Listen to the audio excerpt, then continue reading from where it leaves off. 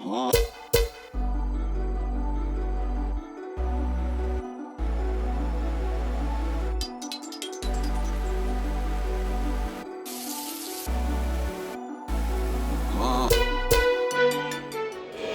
going on, guys? My name is Voss, and if you're new to the channel, thanks for stopping by.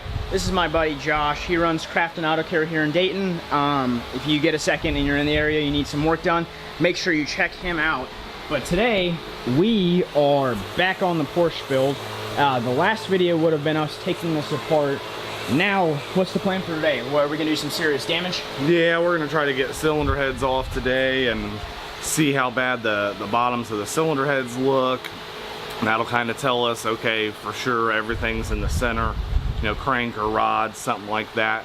And once we get to that point, then we'll pull the engine off the stand there and we'll put it up on the bench and we'll separate the cases and take a look at all these bearings and see where we're at.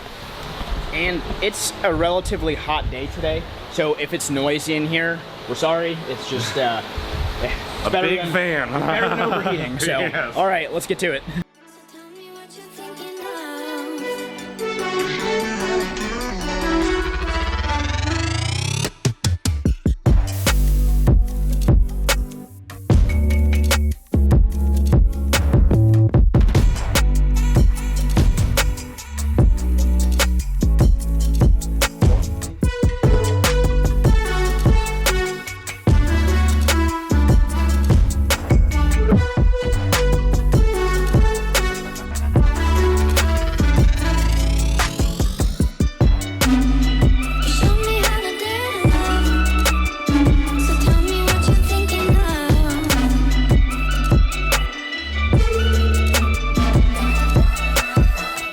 We've hit a bit of a stopping point for today, I think.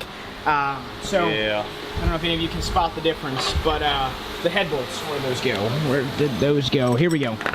This is the head bolt that I believe Porsche uses from the factory. It's like a Torx looking bit. I don't know what size to be exact.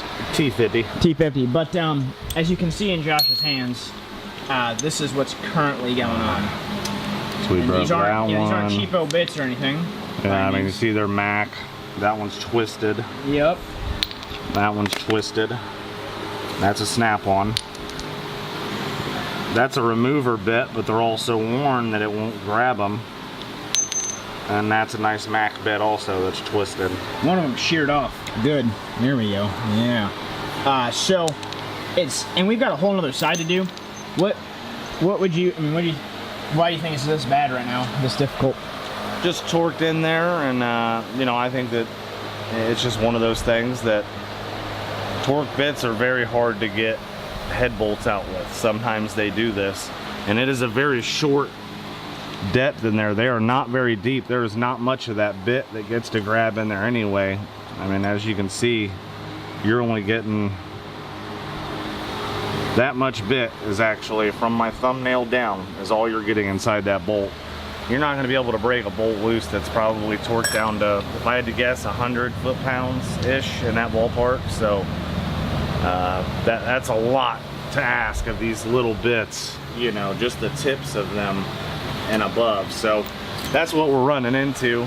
I'll call my Mac man and my Snap-on man. I'll get all them warrantied out, and then we'll hopefully get these last three And the other side that we have here out, and then yeah, go to the other side and get all of them out as well. So that's probably going to effectively end not this video this time. We got to put this back. I've got some more things to work on my own car, so we can go do that real quick. But yeah, hopefully we'll be back soon and get you guys get this back up and rolling. So yeah. All right, guys. I think it's the next day of the video we had started. I want to say like a week or so ago. We just have been, he's been busy, I've been busy. But last time we got to the point where we're trying to get these heads off. Porsche's Ingenious has Torx head bolts, so that has resulted in all of these were broken. So we got new ones now, and I'm with my friend and mechanic Josh here. He runs Craft and Auto Care here in Dayton, Ohio. If you're in Dayton, make sure you check him out.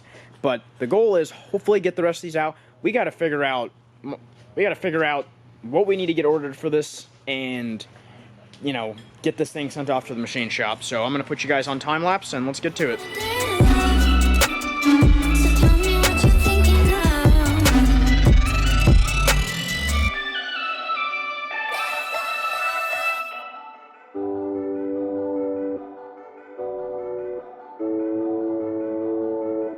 So this last bolt, you can see how boogered up the head is. It's supposed to be a Torx, so that head should look like that. Something of, you know, the reverse of that. So we have got, Mac Tools makes these really special built bits, and they call them the RTB bits. And if you look at a regular Torx bit next to that one, you can see how these are kind of curved and these are directly straight.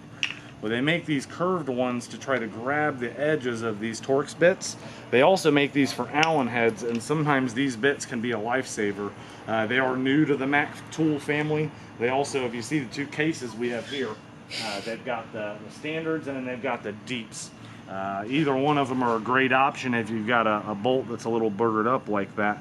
So we're going to attempt to use this bit and see if we can save that one, because this is definitely the worst one of the bunch that we have. And we're still on the first half of this. We are still on the first half. And yeah. We went through, what was it, five or six? Five, and we've already twisted 2 of them. Yeah. I mean, they're still usable, but... Still usable, but we're going to try mean, to twist them and stop using it so we don't damage a head, and we can continue and hopefully get both of these heads off here today. So let's do it.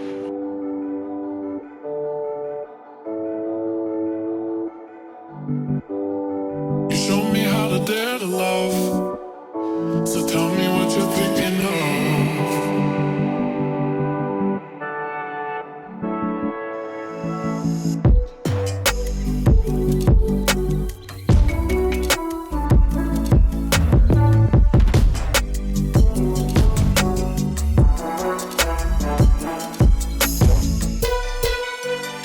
You showed me how to dare to love, so tell me what you're thinking.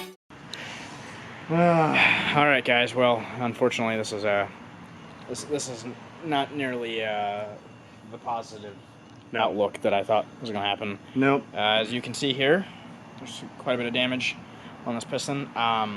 You brought up a good point earlier. It almost looks like that head's been at some point polished or something. The head's probably been off at some point, and I based that off of the marks on the bottom of the head. It's going to be hard to see them, but if you look here, you can see this almost like the little straight lines that go across. Those lines are typically made by if you know anything about woodworking, a planer. A planer will give you a nice flat cut on a piece of wood. There is a machine that machine shops use to plate cylinder heads on, and then they will basically just take a very thin layer off the head to make sure that they're completely straight and flat. This head to me looks like it has been done at some point in its life, and I base that off of these marks. Here, let me wipe that off and get a good... Yeah. Whenever I get cylinder heads back from the machine shop, they typically have those lines on them, and then when you put the gaskets on them, all around the spots where it gets hot, which all these are coolant jackets where the antifreeze goes through, that'll typically, you know, adhere to the cylinder head because it actually bonds in those little cracks and crevices, and that's what seals it. Well, on this engine, with what we just found with that broken piston, Yeah. you can actually see, without even looking at the engine, you can tell there was something going on here with these 2 cylinders in particular. And you can tell that by this one. You can see how all 4 of the valves, intake and exhaust, are all black from the carbon buildup. That's normal. That's what they should look like. These don't look nearly as bad. Yeah, and then you look how these are all clean. Well, that's because oil was getting in there, cleaning them off. And on this one, there was something going on the center cylinder as well. And you can tell that by how these valves, the intake valves, are super clean right there. There was something going on here. Now, my best guess would be is that either there was a backfire that happened, or a ring landing on the piston got caught up on a ridge ring and it broke the top of the piston like that. And then consequently, if you look really close on these exhaust valves, you can see those little round marks inside that black carbon. That's from these valves actually hitting the piston. So now the question would be, is there further damage down in the bottom of the engine? Did we have a wrist pin that's bad and it allowed that piston to travel higher up than it should have? A rod bearing that's torn up? You know, all the metal shavings inside the engine can be explained by that piston top being broken.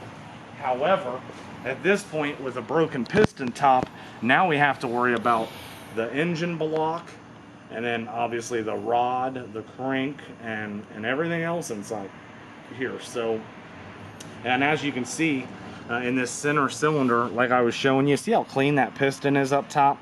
Something was going on in there that did that. That piston should look like this one over here, all black like that from the carbon. So whether the head got warped when all of this happened, it's hard to say, but once we tear it all down, we'll know a lot more. But at this point, we know there's major internal damage, and we're gonna have to go a little bit farther to see how far we're gonna have to take this one. All right, guys. So here's a little more. I know we just kind of discussed the piston being cracked, and now if you take a look, it's kind of hard to tell. Well, not really. Look at all of that marring damage, and just it's not good. It's not good at all, actually.